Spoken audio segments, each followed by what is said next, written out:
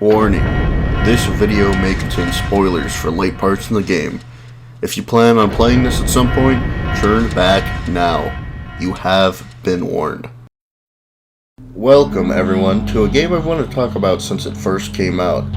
I absolutely love this game, and some people might hate me for that due to the controversy I'll definitely talk about later in this review, but it's kind of a pillar in my life now. There are things that are discussed or alluded to that made me think a lot more about life as a kid, influencing some dumb as hell decisions, but also influencing the way I steadily try to live my life. You may think taking things like that from a game is dumb, but I think this game gives some of the most interesting life lessons that I've seen, even making the characters not all likable, and not even realistically people you're supposed to look up to. They're just average people like everyone else. Before I talk more on that, let's get to the basics of the game. There isn't really all that much to know to be able to just dive into this game. I'd suggest that a first playthrough go with normal mode on both options, and I'll talk about remix mode later. For the purposes of this review, I played on easy difficulty instead of going full safety mode, but I've beaten both the original and this game on the hardest difficulties before. For the actual gameplay portions, you ascend a giant puzzle tower, your goal to reach the top. To do this, you must position the pieces of the tower in order to let you do that. There are multiple ways to climb the tower, though some seem like there's only one way forward, and many methods the game shares with you to help you along the harder difficulties. Though some you will need to employ even on the easiest difficulties. In addition to the already hard notion of positioning for success, you'll be met with multiple kinds of blocks that will impede or possibly help your progress. There are blocks that become bombs when stepped on, destroying or making crumbling blocks. The crumbling blocks crumble the second time they're stepped on. Then, there are spike blocks that activate after being stepped on. For safety, I usually quickly step on them and then hang off their edge because once they activate, they can be stepped on after. Then, there's black hole blocks that lead to immediate death when walked over. Sadly, there is only one really useful block, being the spring that shoots you up 5 spaces. There are more as you'll see in my gameplay, but all are pretty easily avoidable or useful in certain situations. You will also find varying sheep throughout the stages that will mess up your blocks or otherwise attempt to kill you. During some of the stages, you will encounter bosses that will do additional things to screw you over, such as decimating whole sides of the tower you're climbing on, or even just shooting at you. On difficulties higher than easy, you will also find that the blocks below you begin to naturally fall, needing to make quicker decisions, and this still goes for boss levels, but instead, if you stay too low, the boss will just completely obliterate you. There are 2 other sections of the game that are more of a cooldown segment to show story, but also let you take a second to relax from the high-stress, snap decision making. For the first, you will enter a bar every evening named Stray Sheep, where you will be able to converse with the other patrons, some of which are having the same nightmares as the main character of needing to climb a tower. Vincent will need to help them along their troubles in order to keep them alive, usually just talking them through their predicaments or otherwise. You can also drink in the bar, which is highly encouraged, as it makes you faster in the nightmares, though you also get some cool trivia about the different kinds of drinks. Every so often you will get text messages throughout the night from the various girls Vincent meets throughout the game, where the real bread and butter of the game arrives. This also happens with some of the answers you give to the other patrons of the bar. There is a meter that determines the ending of the game, with there being 12 total. Your answers will influence this meter one way or the other, but your ending isn't determined until the last 3 questions in the confessionals. The addition of Rin, though, requires a bit of shenanigans on the meter's part around the 6th day to get that alternate route. One final thing you can do at the bar is play an arcade game called Rapunzel, which is essentially playing a non-life-threatening form of the nightmares with even its own alternate endings. This might be helpful for people who are stuck in the parts of the nightmare, as it doesn't change with the difficulty selected, being more brain teasers than anything. The second section is, after beating a level, you will climb to a platform where there are sheep, of actually being other people trapped in the nightmare. Just like the bar, you will find some of those same patrons that you can encourage onward up the tower, preventing their later deaths.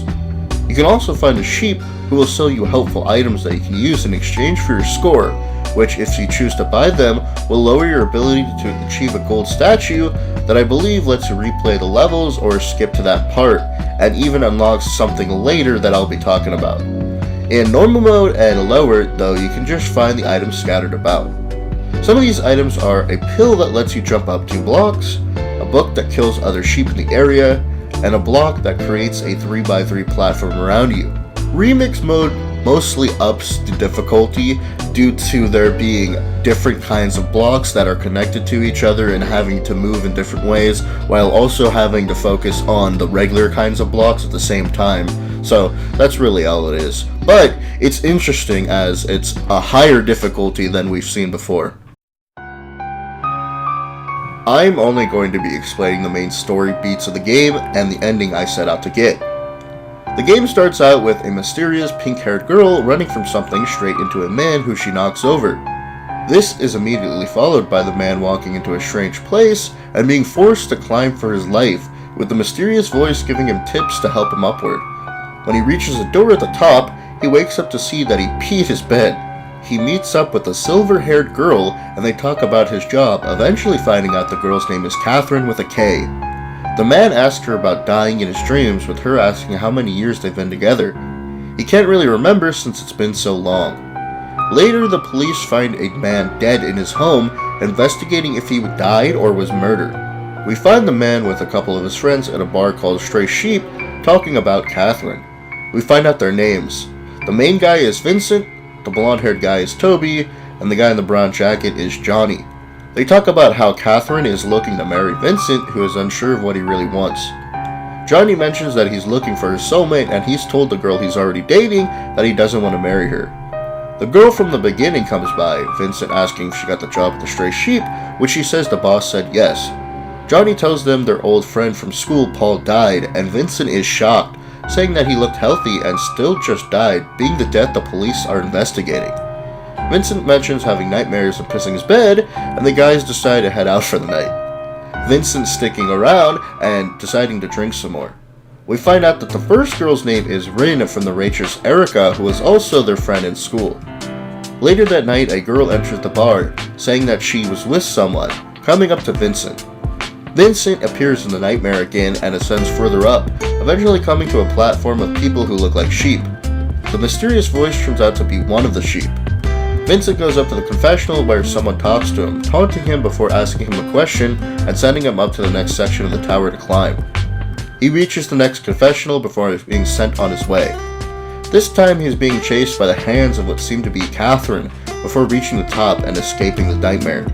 The voice in the confessional shows him memories of a fonder time that he and Catherine shared together before Vincent wakes up to find the girl he met at the bar in his bed naked. He remembers back to last night where he had met her, instantly finding her attractive. She seduces him, but he can't remember anything after that. She wakes up and teases him before saying that she really likes it, with Vincent becoming a stuttering mess. The girl rushes away, saying she has a dentist appointment, leaving Vincent in utter terror to ponder what he's done. He meets up with another childhood friend, Orlando, at a revolving sushi restaurant, and Vincent tells him about what happened with Orlando, just making fun of him for being a dumbass. Vincent wishes he could live more carefree like Orlando. Later they meet up with the rest of the crew at the Stray Sheep, and he assumed that one of them sent her his way as a joke. Erica comes over and mentions Woman's Wrath, a curse for men who cheat. Everyone mentioning that cheating is pathetic to rile Vincent up. Erica mentions that the boss used to be a player back in the day, wearing glasses to hide his identity. She also says that Rin will be playing a piano at the bar. Vincent remembering back to when they first met. Someone was chasing Rin and he kind of saved her. Rin plays pretty horribly and the others don't really know what to say before Rin comes back and asks them how it was.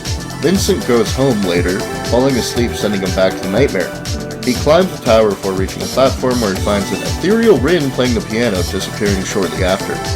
Vincent enters another confessional before climbing the next portion of the tower, again finding Rin at the platform, who decides to play in order to help Vincent along, as it helps partially stop the tower from collapsing as fast.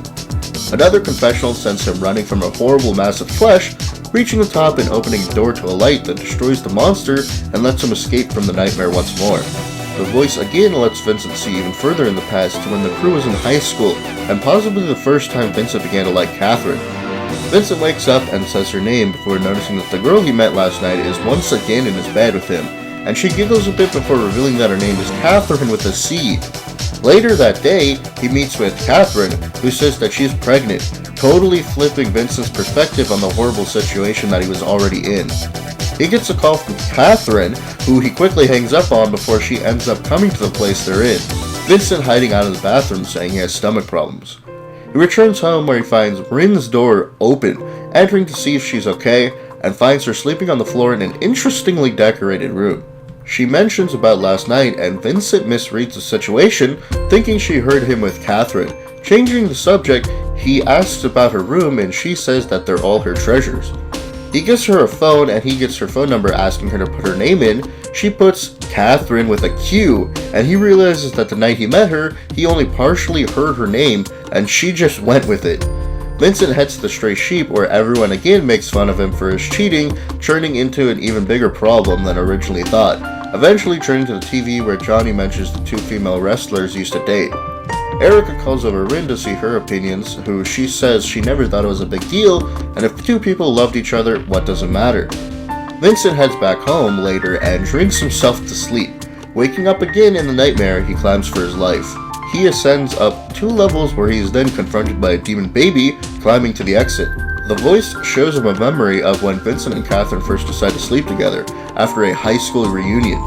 He wakes up again to find Catherine not understanding how he doesn't remember calling her over. Catherine hears Rin practicing the piano and calls it annoying before finding a long strand of Catherine's hair, Vincent lying and saying it was chest hair that fell off. Catherine starts to bite Vincent, threatening him to never cheat on her. Someone starts to knock on the door, turning out to be Catherine. He closes the door, and the other Catherine goes to the bathroom. Vincent opens the door and tells Catherine that his boss is super drunk and that she shouldn't come inside. She gives him some dessert and leaves. Vincent telling Catherine that the person outside was her landlady. Back at the Stray Sheep, a man threatens Rin to stop playing before Vincent steps in to lecture him, the guy falling asleep at the end of his speech. Rin thanks Vincent and he remembers meeting her somewhere else as he can't actually remember what exactly is happening in the nightmares. He heads back home waiting for sleep to take him. He goes 2 segments before getting sent to a tower with Catherine in a wedding dress chasing him. He wakes up after reaching the exit to a phone call from a guy mentioning Catherine, who Vincent mistakes for the stalker. But the man says he's Steve, Catherine's boyfriend. Vincent hangs up, super confused about this news with the phone ringing again. Vincent answering, telling Steve that he's going to break it off with Catherine anyway. He hears something at the door. Going to investigate, he finds someone looking inside his apartment, falling down and hearing them run away. His doorbell rings and he hesitantly opens the door to Rin, who heard him fall down and was worried. She takes a shower in his place before putting on some clothes, and he can't help himself from realizing how cute she is before she tells him that she loves him, freaking him out further. He confronts Catherine about Steve later, but she only says that she doesn't know anyone named Steve, mentioning that maybe it's for a different Catherine knows. Thinking he doesn't know any, before he realizes his girlfriend is also named Catherine, not thinking that she would be the one to also cheat on him. The gang joined him a little bit after this, discussing about Catherine's possible infidelity, the conversation turning more towards the strange deaths happening as a bunch of patrons are talking about having strange nightmares. Rin begins to play quite incredibly, with a rumor going around that recording a video of her playing and sending to the person you love will grant your wish. Vincent once again reluctantly goes to sleep, entering the nightmare and ascending up 4 floors, where he's chased by an even more demonic baby this time. The memory he has shown this night is just a fonder time with Catherine, where he firmly asks her out. He wakes up to a bunch of ants crawling all over him. Catherine waking up at the same time and throwing the sheets covered with them out the window, locating the source being the dessert that the other Catherine had brought previously. Later during the day, Vincent confronts Catherine about Steve, who she says she only knows one and it's her friend's 2-month-old son. He calls Steve, telling him that he must have been mistaken, and to get the facts straight, Vincent asks what his Catherine looks like, relieved to tell Steve that the only Catherines he knows are white. Vincent goes back to his place where he sees steam coming out of Rin's apartment, going to check if she's okay. He then finds out that Rin is actually a man.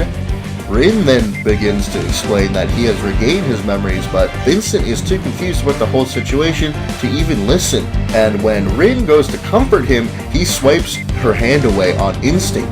This causes Rin to run away, with Vincent only realizing what he has done and heavily regretting it, starting to chase Rin. He is stopped by Catherine, who would come by to tell him something, but Vincent decides to keep on chasing after Rin to right his wrong. He ends up with the stray sheep, confronting Erica, who said she had always known about it. Vincent calls Rin, who tells Vincent that he knew that Vincent had a girlfriend and couldn't reciprocate his feelings, so that's why he didn't mention love until a while after they met, as he had fallen in love at first sight. His friends show up and ask him if he had actually fallen in love with him, but after a while, Vincent decides that he hadn't. Vincent then decides that he's in love with Catherine and he'll do whatever it takes to make things right.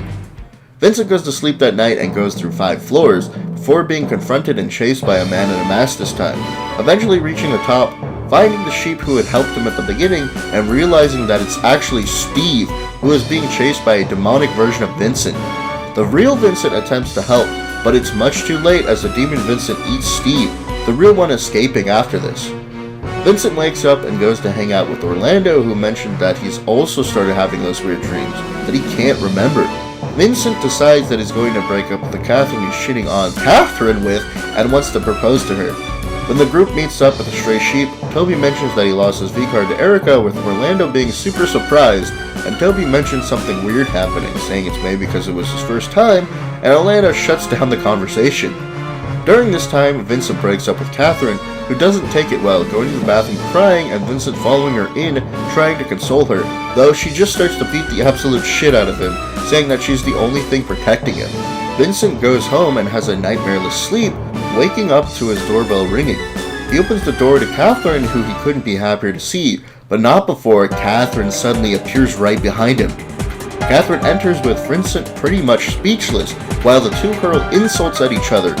Catherine eventually going crazy, attempting to find a knife, which Catherine shows off to her. This starts a fight with Vincent getting stabbed in the side, and Catherine ends up getting stabbed and dying in a giant pool of blood, leaking from her body. Vincent helps Catherine up, attempting to leave, though upon opening the door, it leads to the nightmare realm, his apartment melting into the floor. A giant demonic Catherine appears, and Vincent leads Catherine up the tower, eventually reaching the exit where Vincent conveys his true feelings to her. She doesn't know what to think and slips, Vincent saving her and both deciding to move on together. Weirdly though, Vincent again wakes up with Catherine standing next to him. Vincent doesn't understand what's going on and asks where the other Catherine is, and she realizes what's been going on the entire time. Vincent again tries to confess his true feelings, finally accepting the fact that he's going to be a father, but Catherine reveals that she wasn't pregnant after all, and that she had wanted to tell Vincent sooner, but he seemed busy. She reveals that she had actually come to break up with Vincent, who is devastated. Walking aimlessly in the rain, he only now realizes that it's been 5 years since he's been alone. He meets with Orlando at his job later on the toilets, and while he's looking through his phone, he realizes that all the messages he received from the cheating Catherine have disappeared, and even her contact info. Orlando even says that he never saw the girl, even though the night previous they had all been in the stray sheep at the same time. They gather the rest of the crew, who all agree that they never ended up seeing the Catherine who he had been talking about, making Vincent feel like he had gone insane. The boys leave while Vincent drowns in his thoughts, trying to figure out if anyone saw her at all, before he realizes that the boss was the one who let her in the bar the first time. He asks the boss if he ever saw her, but he says no. Vincent roughs him up a bit before the boss finally reveals that he has seen her, commending him for surviving this long and commenting that normal people can't see her because she's not from this realm. He says Vincent no longer has to worry about him showing him the nightmares anymore, and Vincent doesn't understand what's going on, which the boss only realizes at that point, deciding to shut his mouth. Vincent finally catches on to what the boss had actually been talking about, roughing him up once more and taking off his glasses, which reveals that he has sheep eyes. He decides to tell Vincent everything about what happened at this point. His name is Charles Mutton, and he had once traveled through the tower and gained the power of the gods, becoming the one who would help the population along, as many times they would see a dire decline due to men being non-committal, so he would show the men nightmares to weed these relationships out, so the women would be able to find someone who would give them a child. Catherine was a demon who would appear as their ideal woman and feed on the nightmares these men were having, initiating these men to think they were cheating to make the breakups extra messy to push the woman away. He even tells Vincent he was only born because a man who was dating his mother got weeded out. Vincent challenges Mutton to one final battle, Vincent making a deal that he'll get his wish granted if he were to survive. Vincent goes to sleep that night prepared to face Mutton. They go through 4 areas learning that Mutton's true name is Dumazid, an ancient god, and that the voice in the confessional is Ashtaroth. In the 5th area, he finally faces Dumazid, escaping only to have to face his true form in the next level, where Vincent finally reaches the actual top of the tower. Dumazid tries to fight Vincent again, but he opens the door and the light heavily injures him. Vincent wakes up with new resolve, detecting someone on his phone. He is next seen waiting at the stray sheep where Mutton meets with him, Vincent making sure he keeps good on his promise, which he does. Catherine appears next to him. Vincent reveals his true feelings about how she made him feel, deciding that he wants to be with her and even live with her, even if it means he has to quit being human.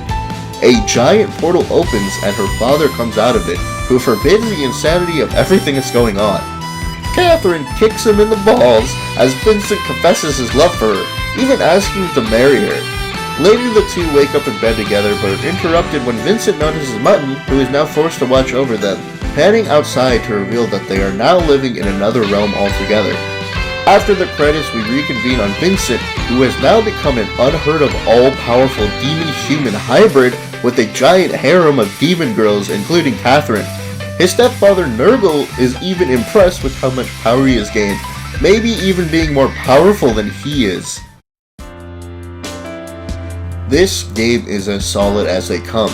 Between the aesthetics of the game, the music, the puzzles, and the interestingly followable characters, it all adds up to an incredible experience.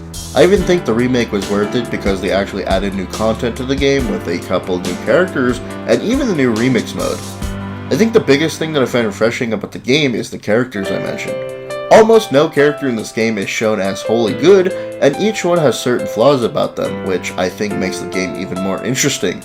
I personally think this game has a couple different meanings, but there is no true meaning as all can go hand in hand. You can either try to work on fixing your flaws, or learn to see the good in them.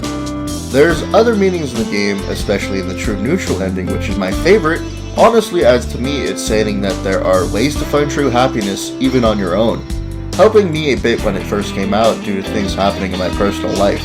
This game is good at showing flaws in the human structure, and that there is no 100% right way to go about doing things or living your life.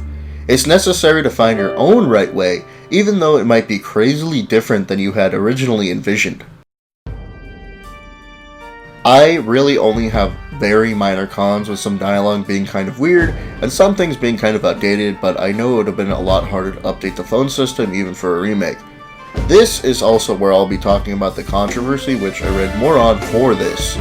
There is a trans character in the game, Erica, that is mostly used for laughs, and I do understand that can be a bit messed up.